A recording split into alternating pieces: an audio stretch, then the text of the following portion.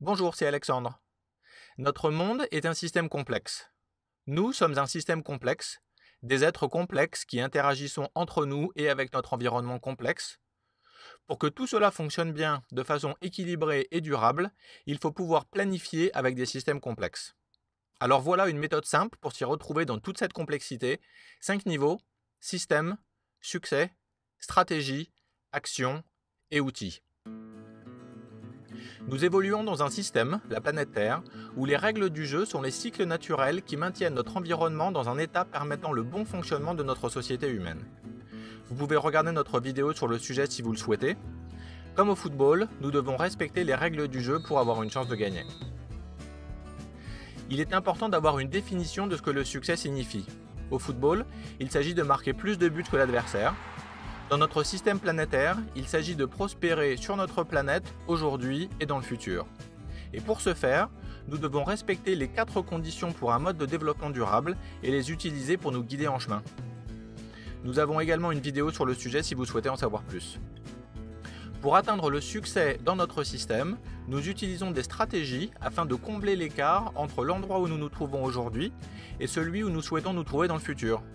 Au football, cela concerne la façon de placer les joueurs sur le terrain, de jouer plutôt en attaque ou plutôt en défense, afin d'augmenter nos chances de gagner le match.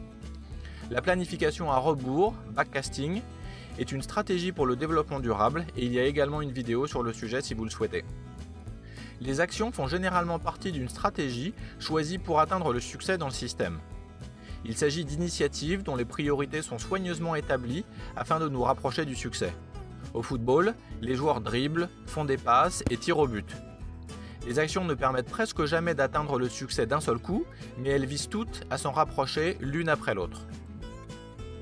Des outils sont sélectionnés pour nous aider à comprendre où nous nous situons et à choisir les actions et les stratégies qui seront les plus efficaces. Au football, les joueurs utilisent de l'équipement, s'entraînent et regardent des vidéos de leurs adversaires pour mieux comprendre leurs forces et leurs faiblesses. Pour atteindre un mode de développement durable, on utilise des concepts et des mesures pour nous aider à choisir les meilleures actions et stratégies afin d'atteindre la durabilité sur la planète Terre. Cette vidéo que vous êtes en train de regarder est un outil par exemple. Alors que l'on essaie de mettre en place un mode de développement durable, la plupart d'entre nous avons tendance à nous concentrer sur les actions. Que ce soit au niveau personnel ou professionnel, nous voulons mettre en place des initiatives immédiatement. C'est dans notre nature humaine de résoudre les problèmes quand ils se présentent.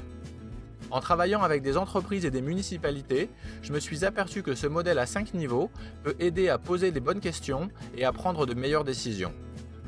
Si les joueurs d'une équipe de football couraient dans tous les sens sur le terrain en faisant des actions individuelles sans stratégie collective et sans savoir qu'ils devaient marquer des buts, ils ne gagneraient pas souvent.